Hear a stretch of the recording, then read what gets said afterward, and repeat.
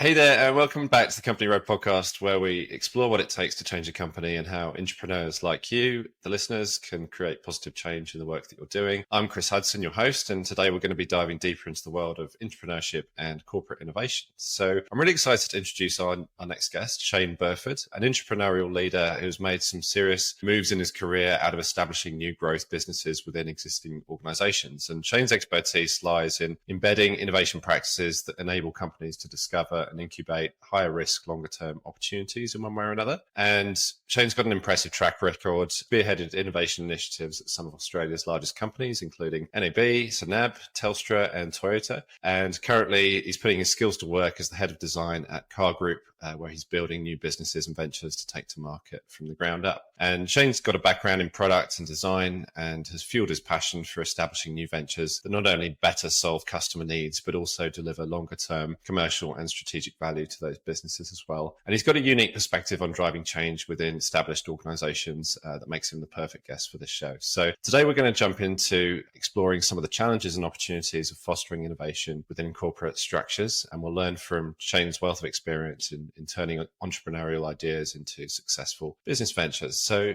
Shane, I've got to say, your work sounds incredibly exciting. Welcome to the Company Road podcast. Thank you. Great to be here. Great. Shane, I know when we last spoke, you were about to board a plane to Europe for a massive trip, and welcome back from that. Hope you had an amazing time. Yeah, it was a great trip. Nice weather to escape the Melbourne winter. Can you tell me again how many countries you were doing and how many days? 6 weeks, 12 countries. It was a lot. It was a big trip, but got to see a lot of great sights, so wouldn't change it. I've got to say, I really do admire how Aussies go over and do Europe, in that kind of way. It's as many countries, as few days as possible, and then you just get around it. It's amazing. It sounds like an epic trip. Shane, let's jump into some of your work. So you worked on innovation in various large organizations. What are some of the hardest things or the biggest challenges that you've faced in trying to establish some of these new businesses? What are some of the common themes that you see coming up when it comes to innovation? Yeah, I think innovation in an established organization is always really hard because you've got sort of incumbent products and incumbent teams, and often there's not new ideas. Often, certainly at Car Group, a lot of the ideas that we're working on and incubating in the innovation team here, ideas that have been circulating around the organization for a while. But the challenge is that a lot of the sort of core team members, the people who don't work in the innovation team, haven't really had the space or the bandwidth to be able to explore those newer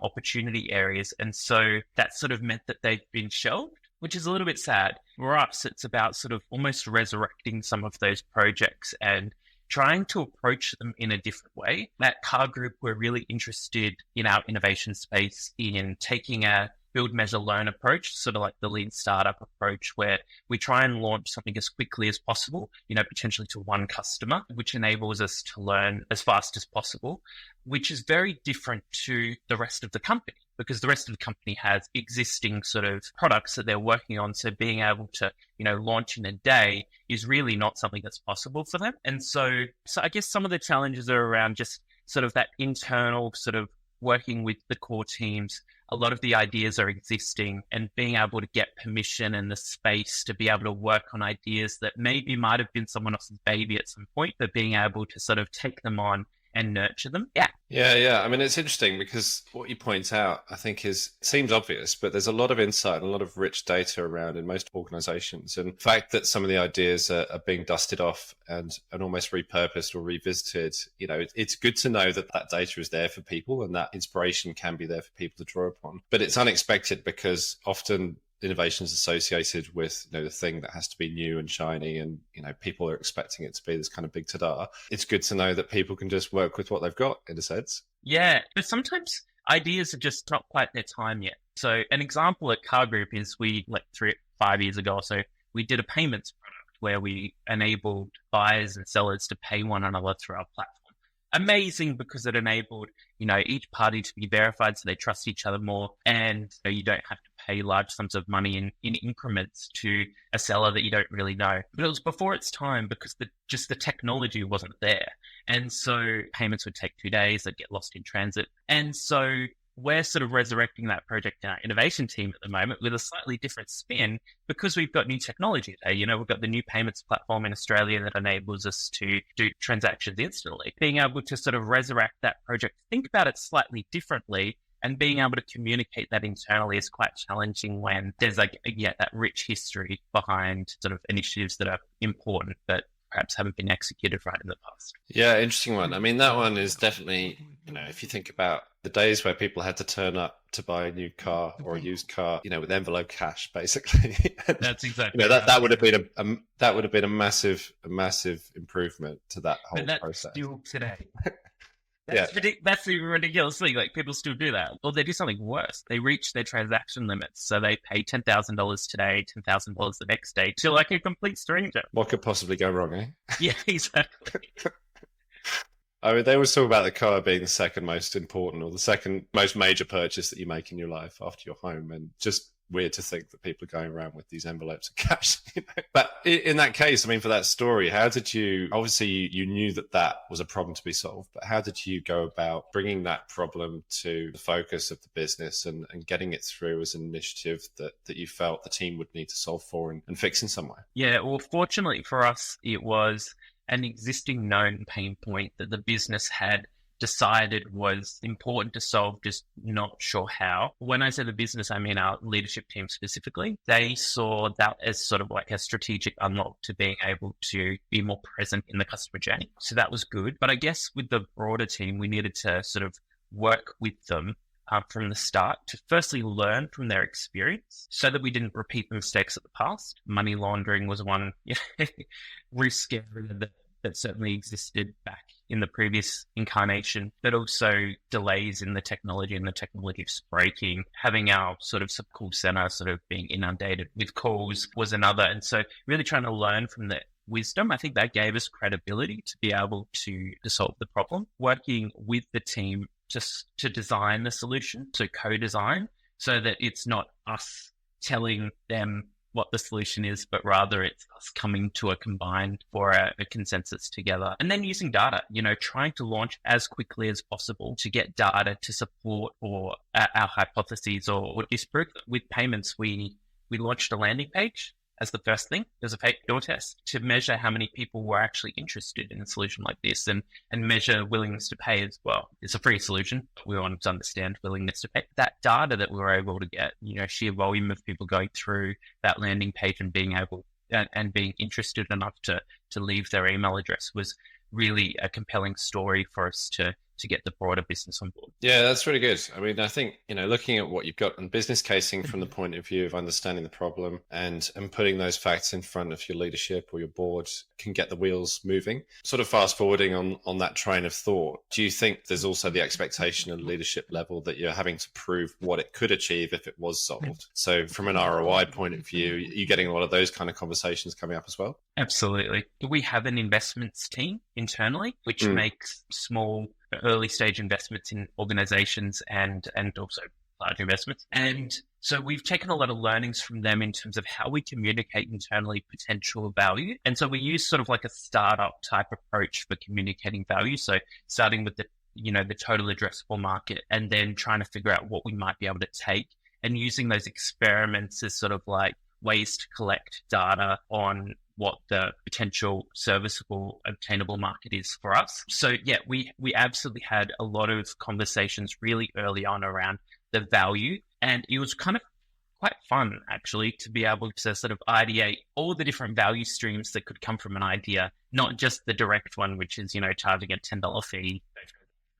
Being able to sort of explore, well, if we had this piece of data, how does that benefit, this business or this external company? Or if, the banks all of a sudden don't get 400,000 calls about the transaction limits, how does that impact them? How can we create value for them? So it was a really exciting process. And I think by the time we got to pitching the solution, we had a really robust, multifaceted approach to creating value that enabled us to, because there's inherent risk in launching a new solution. So we don't want to sort of like commit to 100,000 transactions in the first, year and then it's 10 and we don't actually generate any value. So by having that sort of multifaceted approach to thinking about the benefits and being able to proactively communicate that, I hope it enables us to be held in good stead as we learn through the launch of the product. But yeah, it's super fascinating. Like the leadership team are really engaged in exploring those opportunities here at Car Group and the benefits. So yeah, it's a really fun conversation to have. So I think there's different steps, isn't it? Obviously, you've got the kind of initial stage of forming up a bit of an opportunity, and then from the point of justifying that it's going to be worth investing people's time and effort, then you're pulling together these dimensions of value in terms of what it might offer to the business as well as to your customers, and you're packaging that, and then beyond that, beyond launch into the product life cycle a little bit. What are you finding people are looking back at as being like the most important dimensions of value based on what you were just describing? Like, what are they looking to then see in terms of whether it's a success or not? For sure, yeah. I mean, at Car Group, it's quite easy really to think about value because we're a marketplace. We have a very well-known flywheel, get all the customers using our service by creating a great experience that then encourages all the dealers and private sellers to use the service to reach those customers and create a great seller experience. So it's pretty logical. And so what the key success metric for us is around volume. So getting to mass market. Now, most of our products we think about as mass market products. And I think there's a place for us to think about sort of more niche products in the future. But at this point, all we're really looking at is volume. And that sort of serves the sort of lean startup approach quite well because it enables us to collect as much data as possible to make the most informed decisions as we sort of go through the process of Yeah, okay. So if it breaks the threshold of mass market, what are you defining that as? Is it 1,000, 10,000? Secret? In a normal year, we'd have about 400,000 private sellers that would list their car on car sales, and about 500,000 over the last year. It's been a bigger year than normal for us. And so we want to get as many of those customers as possible using the service. Obviously, it's a funnel. So we've got to onboard the seller, then onboard the buyer. So naturally, there'll be drop off within that. But we think that there's a huge opportunity there to try and get them all. Yeah. I mean, the other flip side of that question is got ideas, you take things to market and for whatever reason, things don't work out. So how have you got a story around that or, something around where, with the best intent, things were kind of all laid out and then just didn't work? Oh, it's a good one. I mean, I think there's a lot of stories of failure, but I think the hardest ones are ones that you really love and that maybe you've flogged the dead horse a little bit too long. When I was at Telstra, one of the projects that I worked on was trackers. So essentially an AirTag, but this is like 10 years ago. So it was before its time. It was a Bluetooth-based, but also Wi-Fi. And there was a possibility to use a network technology as well, which enabled us to sort of use the cell phone towers to triangulate devices. We did a great job of doing the design, testing, and desirability was there for sure. But when it got to market, it just wasn't successful. Not many people bought it. I don't think it was an idea that was perhaps a little bit premature. I think there could have been sort of opportunities to see potential risks to that project much earlier in the piece. Specifically, like a Bluetooth tracker relies on a strong listening network. So yeah, Apple can do it because they've got hundreds of millions or if not a billion devices that can listen. Telstra had the 24/7 app, but at the time, privacy settings around the phone were changing. So that sort of capability to be able to listen was changing as well. If we'd looked perhaps a little bit forward at the time when we were investigating that, we might have figured out the construct for that product being successful might be undermined in the future and, may not have gone to market. I don't know. But it was kind of cool to see your own product in the store. Oh, yeah. Those things are obviously getting quite popular now, right? Yeah. People are tracking people, kids. Yeah. I was talking to a parent the other day. They'd made an incision into their kid's blazer for school, and they'd basically put a tracker in and then sewn it back up because it's a valuable piece of clothing. They didn't want that getting lost, so they're putting trackers into that. So this is hilarious because when we did the research 10 years ago, we asked people in a survey, what do you lose most frequently? But then also, what are you most afraid to lose? Because there's a different, you might lose your keys, but they're not particularly valuable. Keys are probably valuable, but you might lose something that is immaterial to you. And like the responses were children, bikes was another one. wallet and phone, I think. It's interesting that people, because phones can track themselves these days, but people still wanted to be able to track them. We used that and we created some CVPs to take to customers. And when we showed the sort of tracking your children one, it didn't land very well because it seemed a bit stalkerish, maybe had some privacy concerns. So we iterated the product as a result. But yeah, it's interesting that people are still quite afraid of losing their children, while at the same time afraid of the privacy and the safety risks that come along with that as well. Yeah, I mean, 10 years ago, maybe not every 8-year-old had a mobile phone either. Yeah, that's true. It might have been different. But yeah, everyone's got that. Obviously, you can do Find My Phone and other things now, but it's a different world out there. You're safety aware. I want to ask you, because you're talking a little bit about, that experiment, and obviously it went to market, it didn't work. What characterizes your attitude towards failure and towards, learning from that in some way, either at a personal level or within the teams that you work at usually? How does that get approached? My approach, I got a little saying for this: anything worth doing is worth doing wrong. Because you're never right at the start. So often we throw around the word failure and it's sort of a bit defeatist, but just committing to doing something that you might not get right. That's what I'm really sort of trying to encourage the teams. And it's hard because when you work in a corporate environment, it's far easier to take the safe bet. But the safe bets, like optimizing platform performance, that's something that is a very safe path that our payments team could work on right now and get the platform working twice as fast. It's far harder for them to think about, how they connect, the payments product to an ownership journey and unlock, 10 new businesses in the sort of car ownership space. But if they do think about that, the reward could be far higher for the organization. So anything worth doing is worth doing wrong. And maybe tying to the previous chat we were having around ROI and business casing, how do you frame up sort of higher risk version of that proposition where you think it's higher risk, but it could be higher reward, and addressing that in some way when you're putting the data to them? Absolutely. We were really fortunate at Car Group to have a really close relationship with our sort of investment committee, which includes several members of the C-suite. And right at the start, we said, if we're not failing 50% of the ideas that we are pitching to you, then we're not going far enough. So we've sort of got this, failure target, which is kind of nice. When we're presenting numbers, the numbers look a little too certain. You're saying it's going to deliver $4,127,000 worth of revenue. Obviously it's not going to. So we try to now give ranges, which helps us could be $1 to $10 million or somewhere in the middle. I don't know. Yeah, trying to sort of talk about ROI in less certain terms, but sort of communicate the parameters for what good looks like, those North Star metrics, and, our approach to pivot, persevere, and perish through that. So when we talk about sort of the future phases of the work, we're talking about this is our next 3 biggest hypotheses. And depending on how we go with those will depend on the potential business upside that goes along with a product like this. And at some point, you're going to be asked to make the decision, do we kill this or not, based on, what we learn through the process. So really trying to make learning the currency. Yeah. So you're upfront with that. You say there are still some unknowns, and obviously you're saying, it's in your remit and within your control and power, obviously, to shut it down once we present you with the information and make the decisions. So it's like a deferred decision rather than an upfront one in a way, which is cool. Yeah. But investment to learn, which is, I guess, is the ask at that point. Yeah.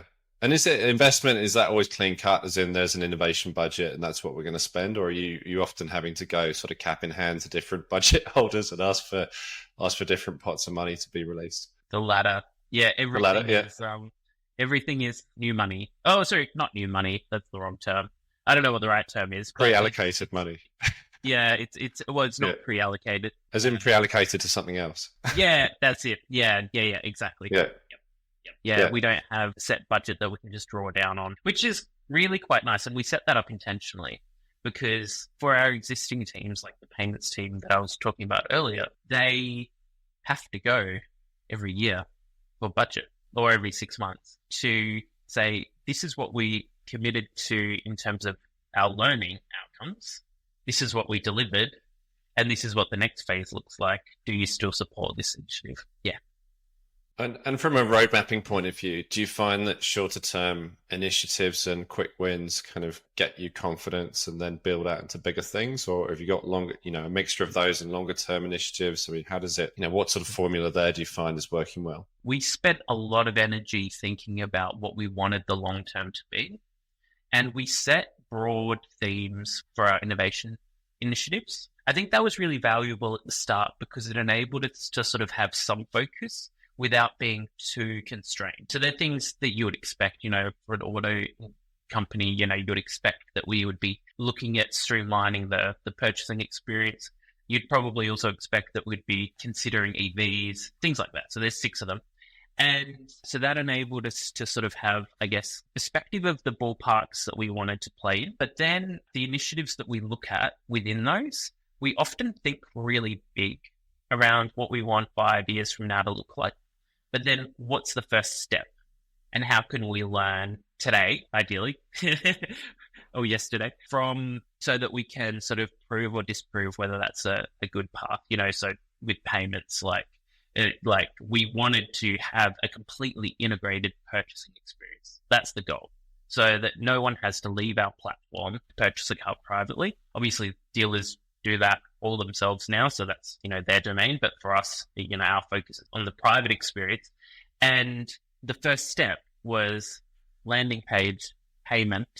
Is that acceptable, or is that valuable? So yeah, we try and go big, but then sort of taper it back into what small, tiny experiments could be. And we do assumption mapping to figure out what those experiments should be. So where are our biggest sort of unknowns and how can we answer them today? Yeah, I really like that. I mean, I think it's incredibly sensible because this sort of the wave of innovation and the way in which it's perceived in terms of its success is incredibly important, obviously. And if you've got quick wins on the board, then you can obviously always have some sort of story to report. If you're in the kitchen or if you're here or there in a meeting, you can just talk about the things you're up to and what you might say for it. And also, as an incumbent business that has lots of customers, it actually enables us to make money from day one sometimes in some of the initiatives that we're working on, which is kind of nice because we have existing relationships with the dealers and with the car brands and obviously with all of our customers that use our platform. So it's a really nice story when we can get to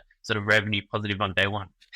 So in terms of enabling that from a cultural point of view or from an operational point of view, you're going to need to have people ready to go. And from the ops or, delivery or production side, lined up to be able to turn around some of these experiments. How have you gone about setting that sort of thing up to make it as responsive as you need it to be to get the short-term results and to track those? Yeah, it's a really good point. So we spent a lot of energy at the start sort of setting up those tools. So some of them were already existing in the organization. Like we use Optimizely for A/B testing, which enables us to turn something on, overnight. We invested in our legal team to have dedicated capacity to enable us to figure out the legal constraint and managing partners, which is definitely the least interesting part. But so, yeah, we invested in capacity there. And then, other tools like, our landing page platform that enables us to just build out ideas same day and be able to launch something. At Car Group, we're really lucky in that, we have a culture of experimentation. So it's not just, my team that's focused on rapid experimentation, the sort of core buyer team experimenting with different label copy and different placements of content on the page all the time. And so we have some of those tools that we can draw on and be able to go pretty fast there, which is kind of nice. And everyone's pretty open. No, that's good. That's good. And supportive, which obviously helps. So I get the feeling as well that, I have a few coffees with people that work within innovation and within the futures area. And they always talk to me about these things and they're kind of thinking, okay, well, innovation, from what I gather, innovation sort of falls in and out of favor sometimes. It's like you're in political leadership and, suddenly innovation's in for 2 years and then it's out because it's been overinvested in and then, cuts are made and then all of a sudden all the good work is then gone. You have to come back to it in another 2 years when people come back in and there's confidence or cash flow in the business to be able to pay for it. I mean, those are the ups and downs, but is that what you're seeing as well? Like it's always that kind of justification and it could be pulled at any point. It's really interesting because Car Group is a growth stock. So we have, I guess, a market position that's built around, delivering value from our core business, but also always having an eye to the future. So I think it's sort of baked into the DNA of the organization to some extent that that innovation is something that we're always striving for. But that being said, I was at NAB when the NAB labs got discontinued. I think what I would say in terms of what we're doing at Car Group is we're actually not talking about innovation. It's not at all the focus of our communications. Our team is trying to build a vision of the big opportunities on the horizon are, but we're proving it through doing, and that's what's really valued internally. So I've been in plenty of meetings where I present, a research report and all I get is eye rolls like, oh, we already knew that. Sometimes when you present a strategy, it's like, yeah, that was great. We've been talking about that for 20 years, and we haven't been able to execute. What's different today? We're trying to avoid those conversations by not talking about innovation and not talking about, what we intend to do, but actually just doing it. Yeah, it's impactful, because I was going to ask you about embedding innovation practices in organizations after this last question. And actually that resistance to change you can get around, obviously, if you're coming at the problem, or you're talking in terms of problems and solutions and what you've taken to market, what you've found out, and it's a more action orientated conversation than one that sort of starts with, oh, this is what we found out and these were the key insights, and what are we going to do about it, and that's taken you 6 months to do it. I mean, the strategy and the research, it feels like a big conversation, and people will interpret that in different ways as well. Some people are very action orientated, some people want to go more deep into understanding it more, and it just creates this sort of environment of not knowing, whether it's based on a solution and an outcome from a meeting where you're presenting this information, or whether it's just going to be, okay, that we've still got some questions we need to answer before we can go into anything else. And that, I know if it's a conservative, it just feels like there's a lot of pressure on those teams, if they are working in that way, to come up with answers and to prove value all the time. And they think they're doing it, but it may be not framed in exactly the way that you're describing.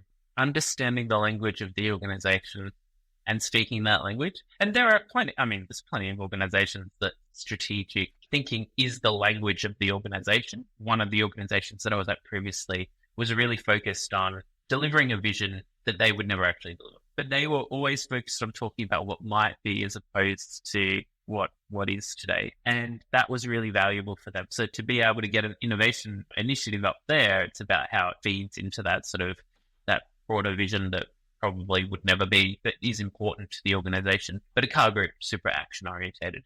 And I think the general thing that I try and do with our internal conversations and our team is, just having a really strong empathy for what the needs are of all the different stakeholders. So we do, at the start of any initiative, we do, as I guess you would in a lot of different initiatives, but we do stakeholder interviews to try and understand, what's important to them, what do they see as risks. So that enables us to have the vocabulary just to speak about how we're solving their problems, as opposed to presenting our bend-angled solution that, might not actually meet the mark in their eyes. Yeah, I mean, taking their voice into those conversations, almost having it in mind, it's like you're saying you're a researcher, having that in mind when you're trying to navigate what should be going ahead and what shouldn't is incredibly valuable. I think if you're removed from that, you're being told what other people think of the initiatives, but indirectly, I think that's always harder. Yeah. Just recently, we're about to pitch a new solution next week, and in the last meeting we had with our C-suite, the question was, how do we get the value that you're describing instead of a year from now, in a month from now? And so having that top of mind as we go through the process, so that we can answer that, so they feel heard, and also we're speaking their language, which, as I mentioned, really action orientated. Exactly that. Yeah, and I think just to stretch on from that point, particularly in the larger organizations, if you're thinking about a bank or any of the big ones, it's good to have allies within your team that can be having their ears to the ground and having these conversations, and you get this sort of sense of shared information, shared insight, and shared business context, really, that you can't be in, as one person, you can't be in everywhere in every meeting all the time, obviously. So, I mean, do you think it's possible to navigate that as an individual, or do you think there are other things that you need to consider for making that sort of, it's just like a groundswell, but a shared understanding of what's going on, a real direct appreciation for the work that you're doing? I mean, how do you set that up in a way that works, do you think? Yeah, so at Car Group, we do, every time we talk to our key stakeholders, we do update our little Slack groups, and we have a fortnightly meeting where we just talk about what is the general sentiment around some of the ideas, and where we're being pushed to explore different things that maybe weren't on our radar previously. So we've got sort of some of those, I guess, communication channels in play. But I think, like a lot of organizations, we struggle with documentation and, creating that sort of that shared understanding of the organizational context, I guess, and strategic context. We just had our results announcement yesterday. So, and payments is part of that, which is one of our projects. We got a slide. So we try and encourage the sort of team in the innovation team to be dialing into meetings like that, because that gives sort of the context of what's important. That gives the questions that the CEO gets asked from investors, so that we can start to be on the front foot and help to answer those questions. Yeah, that's good. Yeah, I think obviously if it's focused around the numbers and there's a cadence for that being reported, then people can understand that quite easily and get behind it as well. I think the commercial transparency in a way is as important as strategic or design transparency, and all the things that are going on. Feels like it's hard to stay across that a lot of the time. Yeah, just in terms of sometimes this conversation around there's business as usual work, and then there's that other stuff, the new stuff that is sort of a bit further out, but there's more important stuff to do in the short term, and we're too busy because we're doing that. Have you found that to be a conversation that comes up quite a lot, and you're always having to kind of battle against what other people believe to be another priority? Definitely. I mean, I think that is the toughest problem with an intrapreneurship sort of team, in so much as, at least for our team, half dependent on the rest of the business to make your new innovation concept successful, because you're sort of using the existing platform and brand, if nothing else, brand position of the incumbent company to sort of catapult your idea forward. But there's always new initiatives and sort of team are working on, and that's certainly no truer than right now in carsales.com.au, where we're sort of going through a process of replatforming, and there's a lot of pressure to get that out to the core teams, which makes it more difficult for us to get involved in, get prioritized for delivery. I think what has helped us a lot is bringing the core teams along from the very first conversation of a new idea right through to the implementation, because that helped us, or has helped us, to understand the constraints of the business and what easy looks like versus hard, so that we can start to figure out, like, okay, well, this core concept, let's say payments, because it's one that we've launched, we want to have the ability for people to be able to find it on site. If we do it this way, it'll take 3 months of effort. If we do it this way, it'll take 2 days worth of effort. And so by having that understanding and being able to prioritize things that are relatively easy for the core team, enables us to get to market without unduly impacting their roadmap. I think the other thing is, we've been really fortunate in that we have cultivated the support of our C-suite, and that's enabled us to, work on initiatives that have that sort of top-down support. That won't always be the case. If that is always the case, then we're not pushing our initiatives hard enough. Our C-suite should hate a whole bunch of the ideas, especially ones that, disrupt ourselves. Yeah, you've got a KPI around that, right? It's like, you must hate at least 50%. Yeah, exactly. By cultivating that sort of leadership support has helped us to get a little bit of top-down support as well for bringing ideas to market. But yeah. No, interesting. I mean, interesting that you're kind of putting the scenarios forward for, a 2-month, 2-year, or a 2-day version. And I think involving people in those conversations is always incredibly valuable, from the point that if they can see the merit in doing it quickly and getting it out the way, then that might help your cause if you're trying to free up, some developer time or whatever it is. But yeah, that can work really well. Yeah, I wanted to ask about maybe design thinking a little bit, because, human-centered design thinking, the voice of the customer, the role that's playing within some of your conversations, and how powerful you find that to be. Obviously, there are design thinking practitioners that kind of follow the process of that to the book, will only kind of, output something and recommendations. It sounds like you're kind of more in the lean camp, but I just wanted to, see how that was going. Some stakeholders really respond well to the fact that we're designing, in a human-centered design way around the customers, and that's always part of the conversation. Some businesses are obviously more interested in, the commercial, or the growth, or the sales, or whatever it is. There's a different kind of set of hats and different set of interests. But yeah, how are you finding the kind of customer-led conversation at the minute, and what are some of the things that are coming up? Yeah, really, really interesting point. I hadn't really reflected on this, but we use design thinking And we also use lean startup, but at different stages in the process. So like I said before, we got sort of like these core themes that we work toward as an organization, and we're constantly sort of, I guess, scanning the market for new trends and new data that helps us to uncover new opportunities.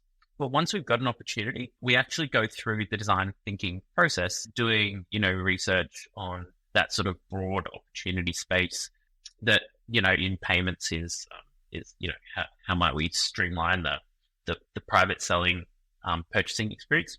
And we do research to understand what the customer pain points are and the opportunities are. We design solutions, we test them with users, sort of generally a lo-fi way. We also use quant to back that up. So a lot of our ideas are so early that if we relied on a small sample of qualitative interviews, we might accidentally do something that is actually not valuable at the mass market level, I guess. And then we iterate the solutions, and that's what turns into the pitch that we take to our stakeholders. But the outcome of that is then, once we've got something that we know is desirable, how do we break it up into chunks that we can deliver, and how do we deliver in a way that we're constantly learning? So I guess like lean startup is sort of like the end of the design thinking process for us. How do you engage the other teams? I mean, this is also this question around, is it a closed process with only a few people doing it? Do we involve everyone because everyone loves it and they want to get involved? Do you have a sort of sizing conversation all the time? Oh, extremely painful. And we haven't got this right yet. One of our first initiatives, payments, we involved everyone from day one. In fact, we even involved the board. They were really interested in it. And that was really good to, I guess, rally support behind something that's quite difficult as an organization, certainly from the perspective of our organizational risk and the partnerships that we'd need to engage with, it makes it quite complicated.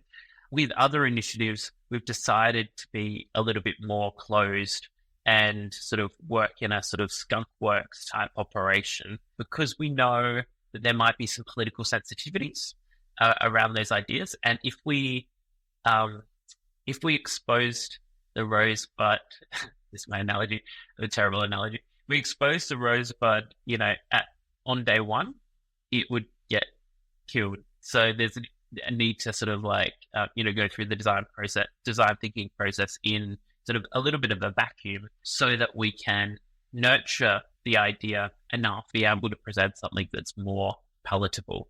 I think, that's just generally the case with all intrapreneurship, because there's often a history behind an idea.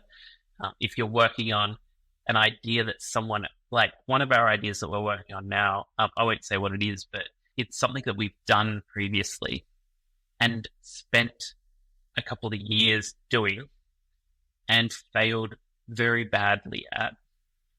And we're redoing it because we believe I believe execution was the failure behind that project. If we had gone to on day one to the sort of broader organization, hey, we're going to do this, then it's highly improbable that we would actually be working on that today. Yeah, because it's associated with the execution that ran last time.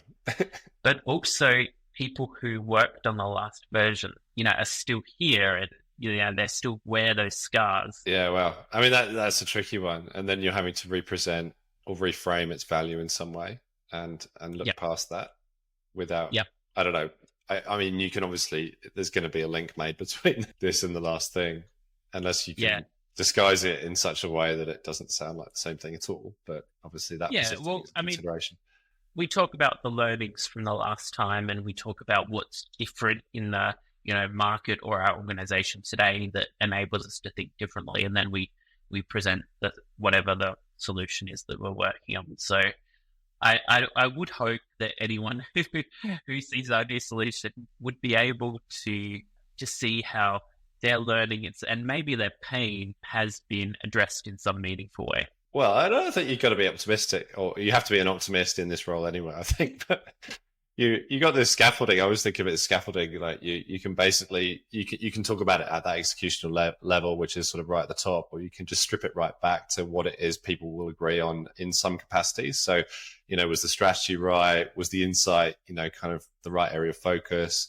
was the data coming in, like right at the bottom, it was the data coming in kind of the part that we can all, and you can usually find some alignment through that at some layer and strip it back to that and then agree on that and then say, we're going to build up again from here and then go from there. So hopefully you can find that.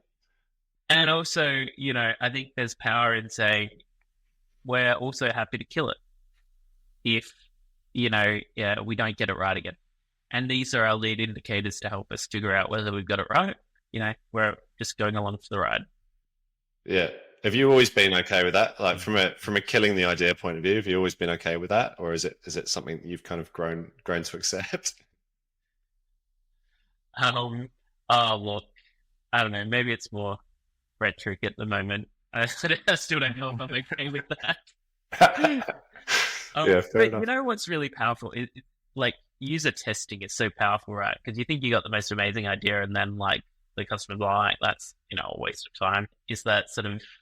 It's at least for me, it's clarifying and enabling you to really rally behind your own idea, or sort of like let it die its sad death. It's a hard one to get over the line sometimes, and then you end up with 4 people or 6 people or something that you talk to, and people are kind of resting a lot on that in terms of being able to make a decision. So I think, being able to justify that the testing needs to be done in at least one round or preferably more is kind of hard sometimes. Do you find that? Yeah, it's really interesting. We do have a culture of doing user testing on everything, sometimes too much. It's relatively straightforward at Car Group, also at NAB, luckily as well, and at Telstra as well. It's the research stage that's perhaps a little harder to get across the line, like just to explore a problem space. So you just mix the two. Mix it up. Okay.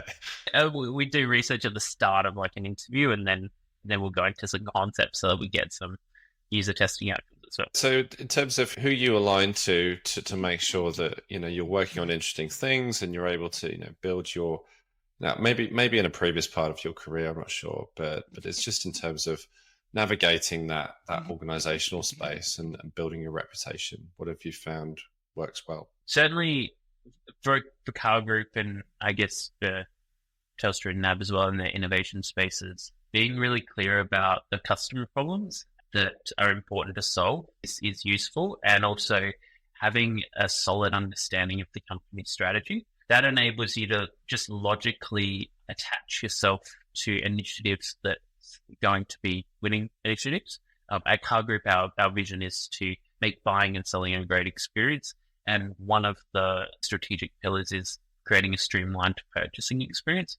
So any sort of so payments obviously just tacks on nicely to that. But so would a whole bunch of other opportunity spaces. What wouldn't tack on very nicely to that is creating a new ad placement somewhere. So using the strategy and sort of the customer needs in our organization, really quite powerful to try and figure out where the sort of the winning horses are. In terms of finding the right people, it's really hard. It's hard to find people are working on the right initiatives, but also have the right level of political will to help, I guess, you in your career. I would just advocate, early on in my career, focused on trying to be friends and learn from as many people in the organization as possible, from marketing, legal, product, design, research. I worked in the retail stores initially, so the retail stores team as well, sales team,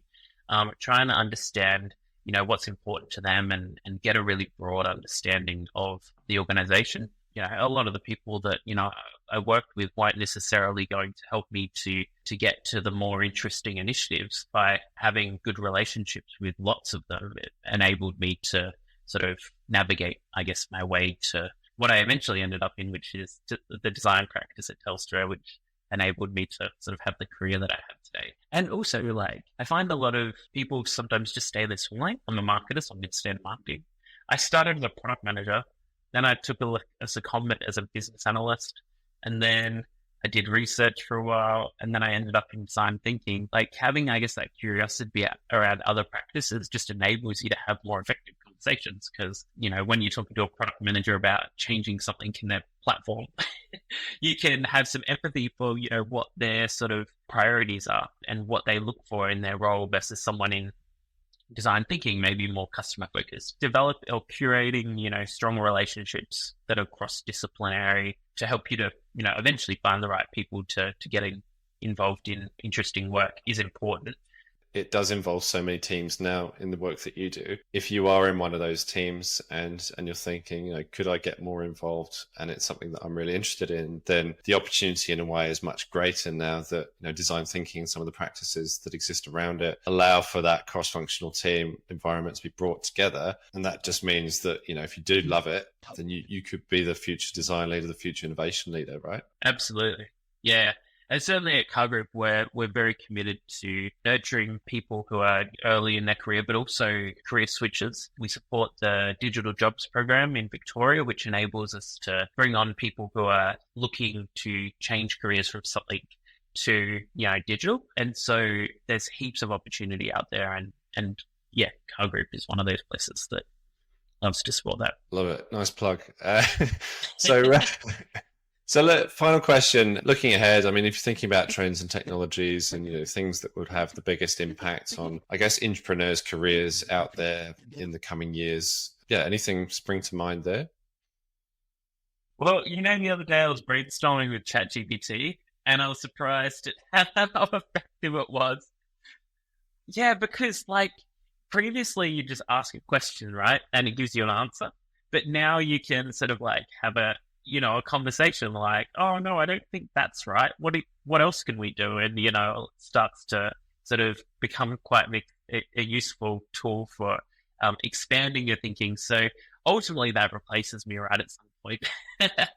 So I guess that's the trend. Yeah. So maybe less so AI, less as a tool to replace our workforce and just more as a tool for creating more personalized and valuable products. I think that's going to be the next big frontier for Car Group and I guess most organizations, specifically the training of probably proprietary models that we can use our vast data that we already have access to create really valuable results rather than sort of the general results that often you get from, large language models.